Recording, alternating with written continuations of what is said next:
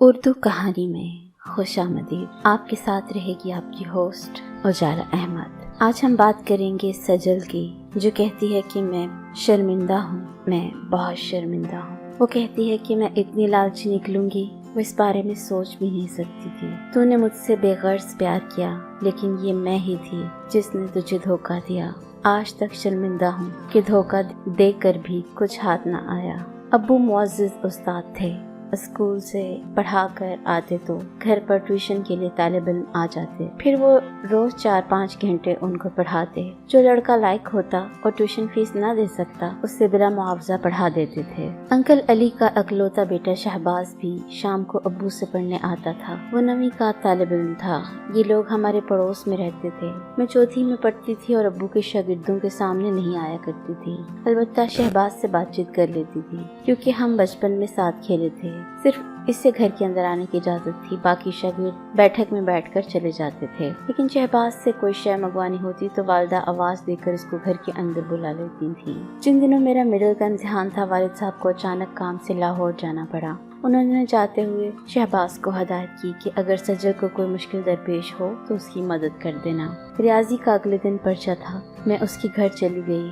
وہ اپنے لان کو پانی دے رہا تھا۔ مجھے حیرت سے دیکھنے لگا، کیونکہ میں نے بہت خوشنما لباس زیب تن کیا ہوا تھا۔ تھوڑی دیر ساکت رہنے کے بعد بولا، گھر میں کوئی نہیں ہے، امی بازار گئی ہیں، اگر تم نے کوئی سوال سمجھنا ہے تو میں تمہارے گھر آ جاتا ہوں۔ میں بولی، میں کچھ سمجھنے نہیں آئی، امی کے سر میں درد ہے، یہ پین کلر لا دو۔ میں نے 50 کا نوٹ اس کی طرف بڑھا کر کہا، رہنے دو، میں لے آتا ہوں، تم گھر چلو۔ میں نے اس کی پریشانی کو بھانپ لیا۔ اس کو شدت سے یہ احساس تھا کہ میں اس کے استاد محترم کی بیٹی ہوں، تبھی اپنے ساتھ تنہا مجھے گھر میں روکنا مناسب نہ سمجھا۔ تھوڑی دیر بعد دستک ہوئی۔ وہ گولیوں کا پتہ لے آیا تھا۔ اس نے امی کو دوا دے کر کہا، کیسی طبیعت ہے خالہ جان؟ سر میں درد ہے بیٹا، اٹھ نہیں سکتی۔ انہوں نے لیٹے لیٹے جواب دیا۔ تبھی وہ مجھ سے مخاطب ہوا کہ کون سا پرچہ ہے سجل؟ ریاضی کا۔ کچھ مشکل تو نہیں ہے؟ ہاں، ایک سوال سمجھنا ہے۔ میں نے پرچے کی اس کی جانب بڑھایا اور کہا، خالی جگہ کو پر کرنا ہے۔ اس نے اسی وقت خالی جگہ کو پر کر دیا، لیکن عبارت پڑھتے ہی اس کا رنگ اڑ گیا۔ میں نے جو لکھا تھا اس میں خالی جگہوں پر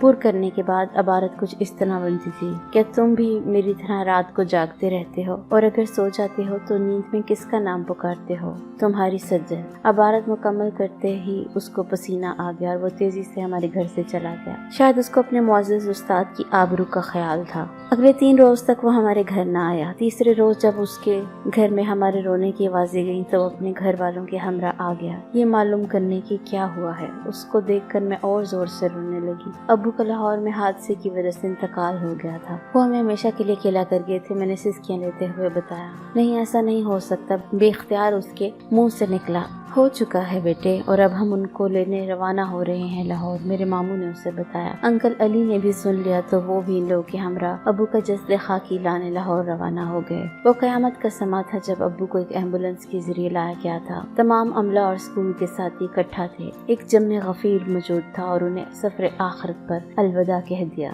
کچھ دن لوگ آتے جاتے رہے، پھر سبھی اپنے کام دھندوں میں لگ گئے، لیکن اس مشکل وقت میں مصیبت نے ہمارا ساتھ نہ چھوڑا۔ سچ ہے، مصیبت بتا کر نہیں آتی اور جلدی نہیں جاتی۔ اس کٹھن آزمائش میں اپنوں نے بھی آنکھیں پھیر لی۔ اس سال میں مڈل کے پرچے نہ دے سکی، اگلے سال بھی دقتوں سے تیاری کی، امتحان دیا اور اچھے نمبروں سے 8ویں پاس کر لی۔ اب تعلیم جاری رکھنے کے لیے مشقت کا سفر لازم طے کرنا تھا۔ صبح اسکول جاتی اور شام کو ٹیوشن پڑھاتی تھی۔ شہباز بھی پوری محنت اور لگن سے پڑھ رہا تھا کہ وہ پڑھ لکھ کر کچھ بن جائے۔ میں پوچھتی، تم کیا بنو گے؟ جواب دیتا، تمہاری امی کا سہارا بنوں گا، ان کا کوئی بیٹا جو نہیں ہے۔ ایسا کہتے ہوئے وہ خلا میں گھورتا تھا جیسے اسے اپنے استاد محترم کا چہرہ اس کی نگاہوں کے سامنے آ جاتا ہو۔ وقت تیزی سے گزرتا گیا۔ میں نے BA کیا اور اس نے انجینئرنگ کا امتحان پاس کر لیا۔ شہباز کی امی نے والدہ سے میرا رشتہ مانگ لیا اور امی نے ہاں کہہ دی۔ اس کے بعد وہ پرسکون ہو کر ملازمت کی تلاش میں لگ گیا اور میں نے اپنے گھر سے قریب ایک اسکول میں بطور ٹیچر ملازمت کر لی۔ میری تنخواہ قلیل تھی، لیکن مسز علی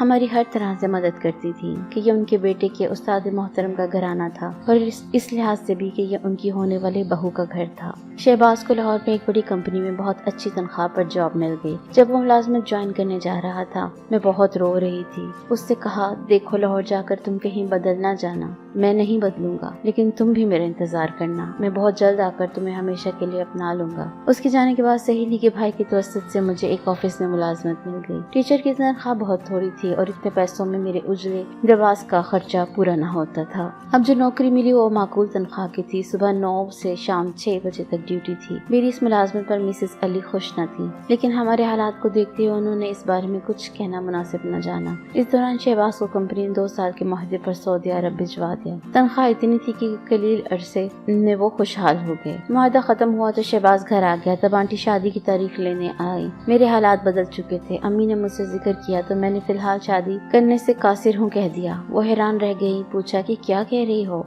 हालांकि पहले मैं ही थी जो कहा करती थी कि शादी जल्द हो जाए तो अच्छा है। वालिदा ने आंटी से कहा कि मुझे वजह नहीं बता रही, शादी में तामुल कर रही है, आप मालूम कर लें। आंटी ने मुझसे पूछा। मैंने कहा कि शहबाज से बात करना चाहती हूँ। शाम को वो हमारे घर आया और जवाब दरियाफ्त किया। मैं जरा देर को चुप रही, जुबान साथ न दे रही थी कि कैसे कहूँ। बहरहाल कहना तो था। मैंने उसकी तरफ खाली खाली आंखों से देखा। मुझे पहली बार तुम्हारी आंखों में अपने लिए अजनबियत महसूस हो रही है। मेरे तस्वर में तो हरदम आंसू से लबरेज आंखें समाई रहती हैं। जब मैं लाहौर जा रहा था और तुम कह रही थी कि इतनी दूर जा रहे हो, कहीं बदल ना जाना, और आज तुम मेरी आमद पर खुशी का एक लफ्ज भी नहीं बोली, बल्कि हैरत से यूं अजनबी बनकर देख रही हो जैसे तुमने आज पहली बार देखा है। तुम कहती थी कि तुम बड़ी खुशकिस्मत हो कि अम्मी ने मेरे लिए तुम्हारा हाथ मांग लिया है। हाँ शहबाज, मगर वो वक्त था और अब कुछ और वक्त है। ये वक्त की बात होती है। क्या हुआ है वक्त को?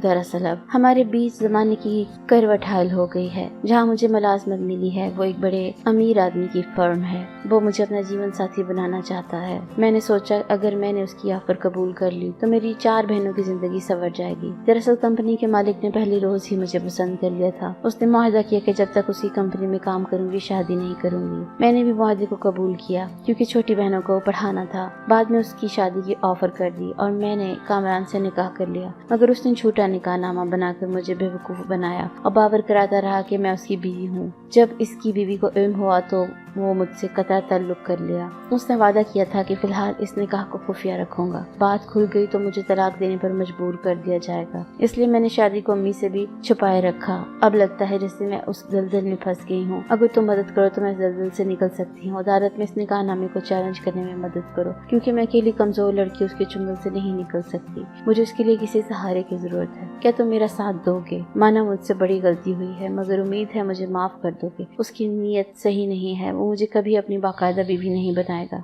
शहबाज सर झुकाए बैठा था और मैं रो रही थी। ना मालूम वो कब उठ के चला गया। अम्मी की आवाज ने मुझे चौंका दिया। कह रही थी उसने चाय भी नहीं पी और चला गया। आखिर तुमने उससे क्या कहा? मैं खामोश आंसू बहाती रही। किसी को जवाब देने की ताब न थी। उसके बाद वो नहीं आया, बल्कि अपने घर वालों को भी लाहौर ले गया। नहीं मालूम अब वो कहाँ है, क्या करता है, किस हाल में है, बर्बाद है या आबाद है, लेकिन मैं बर्बाद हो चुकी हूँ। सच है जिसने तबाह होना होता है वो तबाह होकर ही रहता है। उसका कोई कुछ नहीं बचा सकता। अगर मैं लालच न करती और थोड़ा सा और इंतजार कर लेती तो आज खानुमा बर्बाद होने की बजाय शहबाज की बीवी होती। आज मैं उससे ही नहीं बल्कि अपने मोहतरम वालिद की रूह से भी शर्मिंदा हूँ, जो शहबाज को बेटा कहते थे, उससे मोहब्बत करते थे, उस पर एतबार करते थे, लेकिन मैं उनके एतबार का एहतराम न कर सकी। मेरी शर्मिंदगी सारी जिंदगी मेरे साथ रहेगी। काश मैंने लालच न किया होता। उम्मीद है कि आपको ये वीडियो पसंद आई होगी और इसी तरह की मजेदार कहानियों के लिए हमारे चैनल को सब्सक्राइब कीजिए। शुक्रिया।